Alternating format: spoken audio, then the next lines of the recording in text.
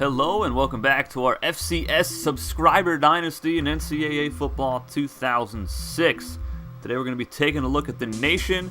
Our 7 previous videos were the award watch list videos. If you've not watched those yet, go ahead and watch them and vote on the polls for your favorite players, who you think is the best and who is going to advance. It's all up to you guys. Now let's get into it and take a look at the Sports Illustrated for the week. The new bowl rankings are out and UTEP is number 1 right now. Of course, they have had a fantastic season and they still remain undefeated on the year. Now let's take a look and see how the rest of the nation fares in the rankings as well. Where do they stand? Check out the season's inaugural bowl rankings. Of course, it is week 9 now. UTEP number 1, Fresno State is number 2, and they are technically the number 1 team in the country. Eastern Michigan, Nevada. See if we can get any FCS schools up in here. Idaho is 13th in the country, but ranked 9th in the bowl rankings. Savannah State, they got the number 11 ranking, 12th in the bowl rankings. So a very impressive season for them so far. Top 25 poll, Central Michigan is stunned by the Ohio Bobcats, so that win for the Savannah State Tigers against Ohio is looking very good right now. Fresno State and UTEP undefeated on the year, both 5-0. Ball State 6-0. There's 3 undefeated teams there in the top 10. Now, a lot of one-loss schools. Savannah State ranked 11th, and they had a bye week last week. 6-0 on the year, so 4 undefeated schools so far in the top 15. Hawaii drops down to 15th after their loss to New Mexico State. They lost 37-13, not even close, and New Mexico State jumps up to 16th. Bryant jumps up to 17th in the country, and that is our 5th undefeated school in the nation. Montana up to 18th. They just beat Northern Iowa. William & Mary jumps back up to 19th. They just beat Bethune-Cookman. Florida Atlantic loses a shocker to Georgia Southern, 35-34. They dropped 15 spots. And look at the stats for these players, just insane numbers. And Georgia Southern with a monumental upset over the 5th-ranked FAU Owls. Wow. New Mexico loses to Wyoming. That is their first loss against an FBS opponent. Sam Houston State jumps up in the rankings. This is their first showing. They are 22nd in the country. They just beat McNeese State 35-20. They are out of the Big 12 North Conference. And at number 23, the FIU Golden Panthers jump back up. They just beat Northwestern State 16-12, so they are now ranked. Ohio back up in the rankings after beating Central Michigan, and Boise State back in the rankings after throttling San Jose State, which everyone has been doing to them this season. Heisman watch. The Heisman hype for Carter is growing with every catch he makes. MJ Gator Jr. still number 1. He's got 22 total touchdowns, and Brandon Allen jumps up into the 5th spot, his first appearance on the Heisman watch list. And he, of course, has also had a fantastic season. So is Jason Holly, 63 catches, 931 yards, 15 touchdowns. And it helps when Jordan Atkins is throwing the football too. He's got 33 touchdown passes on the season. And Jeff Carey, halfback for the Eastern Michigan Eagles, makes his first appearance. He's got over 1,000 total yards and 18 touchdowns. A great year for him. Brandon Allen, 1,032 yards rushing, 16 touchdowns, 10 catches, 116 yards. 1 touchdown. Definitely the leader of the Bryant Bulldogs offense, as Noel Montanez has struggled this season, but A.J. Jordan has definitely carried the load quite a bit this year as well. Reddick has a great day, leading the Miners to a win over Tulane. Let's take a look. Players of the week, Jamar Hicks, a cornerback, gets Offensive Player of the Week for South Dakota State. Zane Williams gets Player of the Game for the defense, 7 tackles, 2 for loss, 1 sack, 2 picks, 1 pick 6. Of course, Jamar Hicks had 3 kick returns for a touchdown and a quarter. He had a pick 6 and a punt return for a touchdown for the South Dakota State Jackrabbits in that win over UT Chattanooga, 73-21. The ACC, Brandon Allen, 215 yards rushing on 5 carries with 3 touchdowns, 4 receptions, 66 yards. Matt Dunlap, He's on the Rodney Harrison Award watch list. He had 13 tackles, 2 for a loss, 1 sack, 2 forced fumbles, and a fumble recovery in a win. Ray Neal, he was on the Steve McNair Award watch list. He had 368 yards passing, 5 total touchdowns in Montana's win over Northern Iowa. Kenny Wilson, safety for Indiana State, had 4 tackles, 2 for a loss, 1 sack, 1 pick, and a touchdown in their win over Western Illinois, which is an upset. Western Illinois was ranked number 2 in the Big Ten. Indiana State now holds that. Jamar Hicks, Offensive Player of the Week for the Big 12, even though he's a cornerback. And Mason Smith, listed as a halfback, gets Defensive Player of the Week with his 6 tackles, 1 interception, and 2 touchdowns in the game, 1 rushing and 1 pick six. So very strange. I don't think I've ever seen a defensive player win Offensive Player of the Week or an offensive player win Defensive Player of the Week, and it happened by the same team in the same week. So out of the Big East now, Harvard, their halfback runs for 134 yards, 3 touchdowns. Chad Hartman, middle linebacker for Columbia, has 19 tackles, 7 for a loss, 2 sacks, and a 10-7 win over Brown. Aaron Rosario, senior halfback for UTEP, had 121 yards, 4 touchdowns, 2 catches, 42 yards. Charles Reddick, their middle linebacker, had 10 tackles, 5 for a loss, 2 sacks, and 2 forced fumbles in that 41-20 victory over the Tulane Green Wave. Mark Williamson, and he is on the Walter Payton Award watch list, 17 catches, 206 yards, 3 touchdowns, outstanding performance. Titus Taylor, he is on the Buck Buchanan Award watch list. He had 11 tackles, 2 for a loss, 1 sack, and a forced fumble in a loss to Maine, 20-13. So a tough break for their team, but Titus Taylor played fantastic.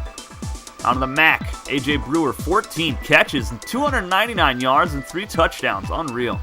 Robert Collins for the Maine Black Bears. He is on the Rodney Harrison Award watch list. 4 tackles, 2 for a loss, 1 sack, 1 pick, and a forced fumble in a 20-13 victory over the Wofford Terriers.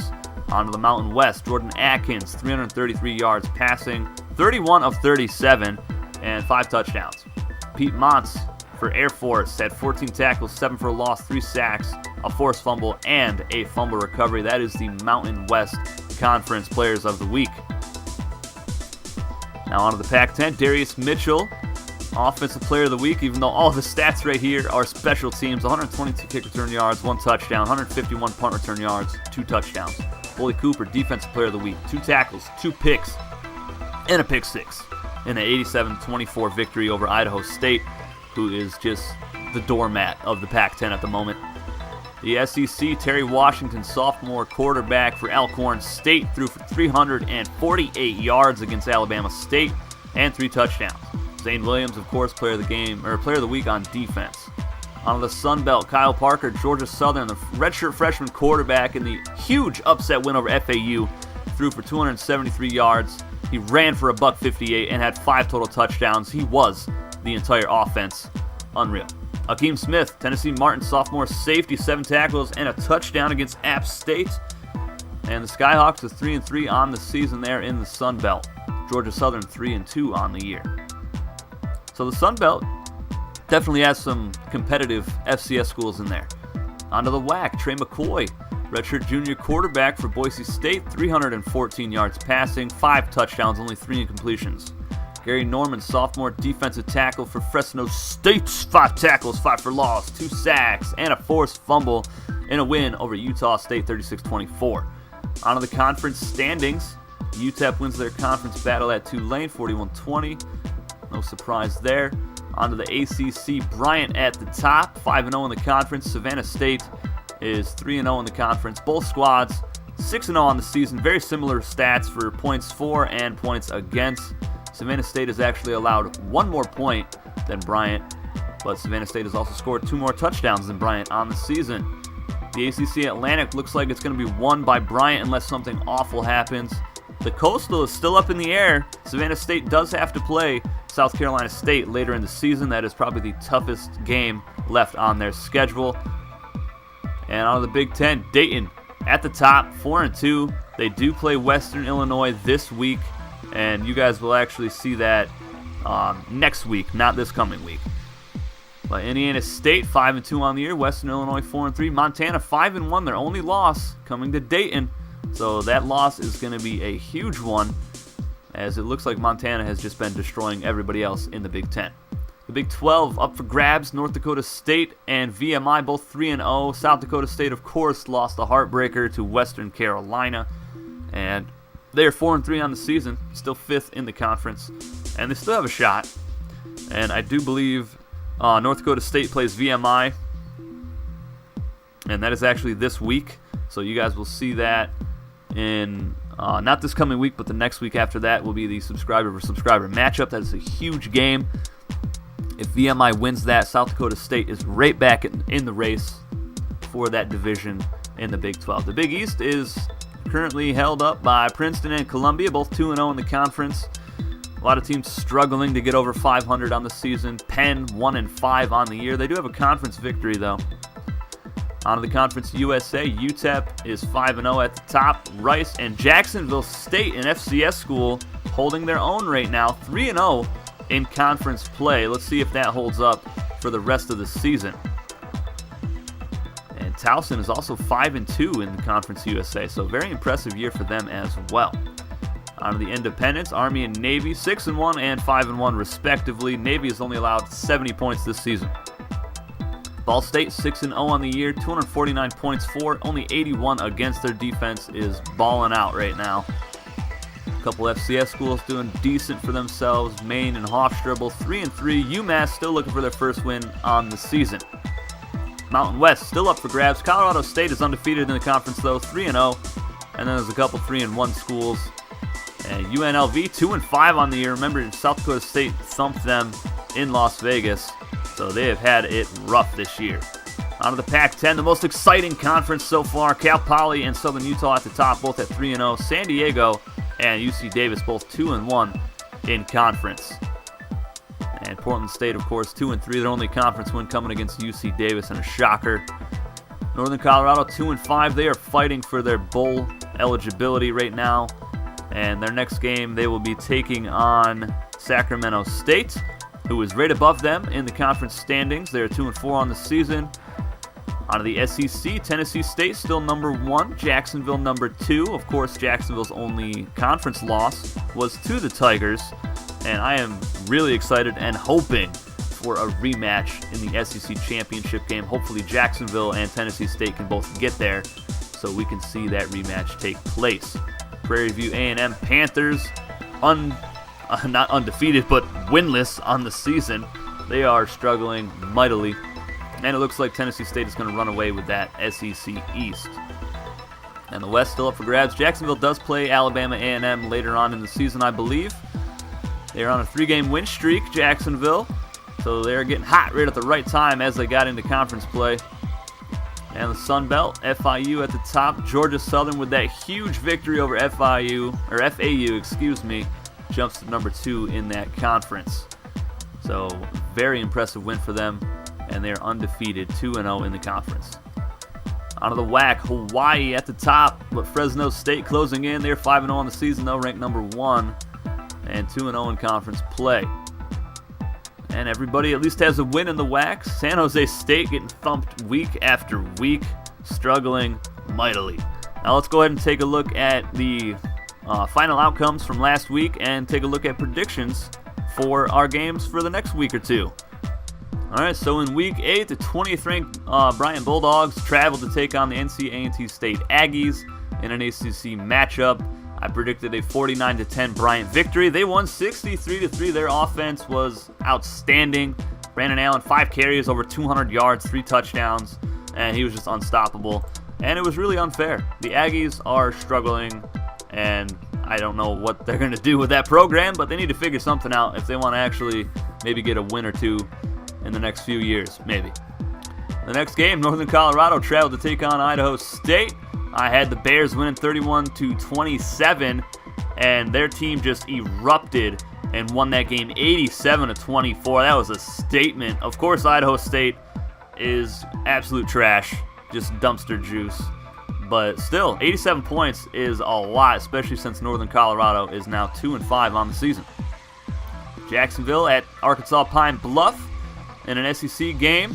Riding a 2-game win streak. I had Jacksonville winning 42-13. They did not disappoint. They won that game 52-7. Zane Williams, of course, got Defensive Player of the Week honors for the Dolphins with his 7 tackles, 2 for loss, 1 sack, 2 picks, 35 return yards, and a pick 6. He was a beast. In the next game, 13th-ranked Navy traveled to take on the San Diego Toreros, and I had the Navy midshipmen winning a close one, 24-21, and they did pull away at the end. It was 35-21, so it was a very respectable performance for the Toreros. Navy did not complete 1 pass the entire game. They were 0 for 1. They ran the ball 30 times for 304 yards, and they were able to get a win out of that. So maybe next year we'll schedule a rematch and San Diego will fare a little bit better while defending the ground game. Our 5th game from Week 8, Sacramento State traveled to take on the UC Davis Aggies. I had the Aggies winning 31-21. After that loss to Portland State, I didn't really have a lot of faith in their offense, but they came out, they proved me wrong. They had over 500 yards of offense, 316 on the ground. Owen Black was 14 of 21 for 231 yards and a touchdown, and they just played fantastic football. And it's always good when your quarterback is not suspended for the first half of a game. So good win for the Aggies, 63-28. Game number 6, the Southern Utah Thunderbirds traveled to take on the Northern Arizona Lumberjacks. I had the Thunderbirds winning 38-20, and their offense exploded a little more than I thought. They won it 49-14, and that was a really impressive victory as well. 589 yards of offense for the Thunderbirds. They held Northern Arizona to 9 yards rushing, and just a stellar performance by that defense. Game number 7, North Dakota State at Western Carolina, a Big 12 showdown.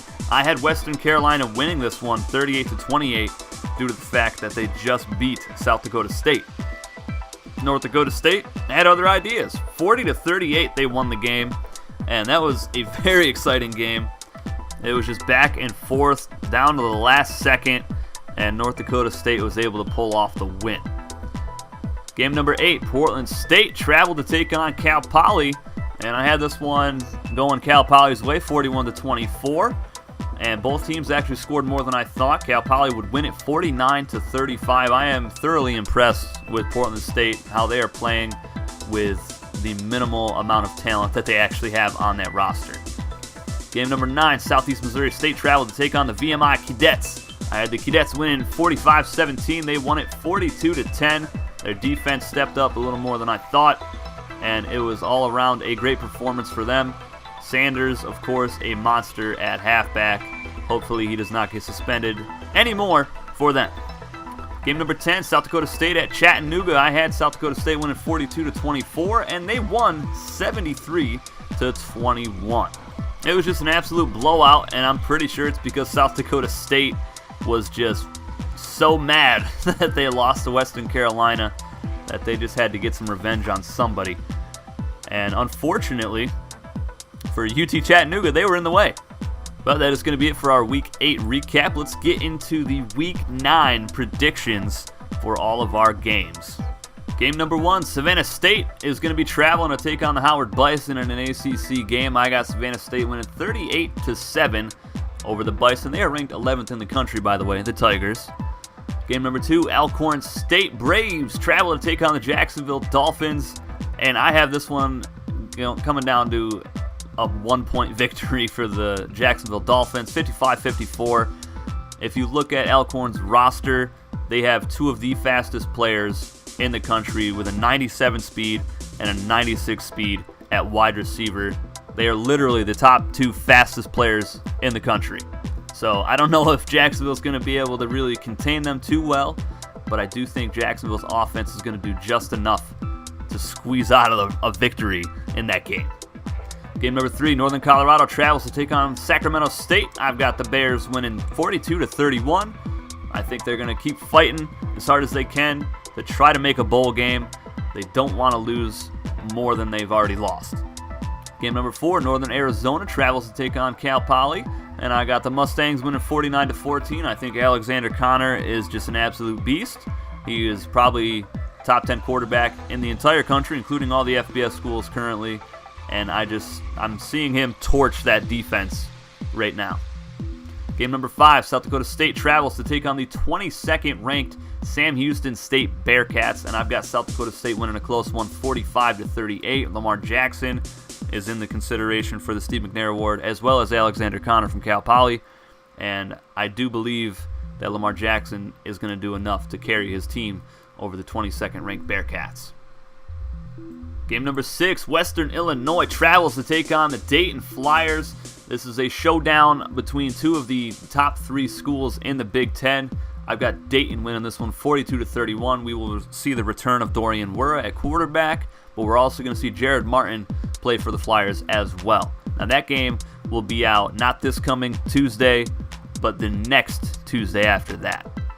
VMI and North Dakota State, a Big 12 game, a subscriber versus subscriber matchup, and I am going to choose VMI to win this game in Fargo, in the Dome.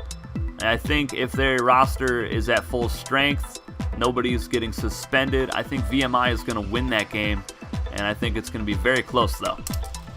Game number 8, the Wofford Terriers travel to take on the 17th ranked Bryant Bulldogs, and let's be honest, Bryant's going to win this game. I got him winning 56-21. Brandon Allen is too nasty. When he's tired, A.J. Jordan is too nasty when he's in there. You just can't contain him. L.J. Topher is actually having a fantastic year at wide receiver as well.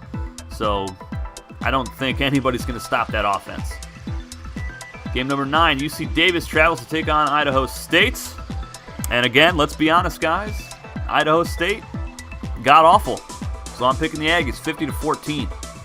And our final game of Week 9, San Diego, the Toreros travel to take on the Southern Utah Thunderbirds, and I've got San Diego winning a close one, 21-20. Now I think the key factor in this game is going to be quarterback play. Will Darrell Ballard be able to outperform Owen Gregory? I think so. So I'm going with the Toreros. Let me know in the comment section below your predictions for this week, guys. I look forward to your comments, and I really hope to see some crazy predictions from you guys. But that's going to do it for this video, guys. I will see you Tuesday with the 11th ranked Savannah State Tigers traveling to take on the Howard Bison. I'll see you guys Monday with a doubleheader of our Houston Texans franchise as we finish off our final regular season in that franchise. I hope to see you guys there. But until then, take it easy, guys.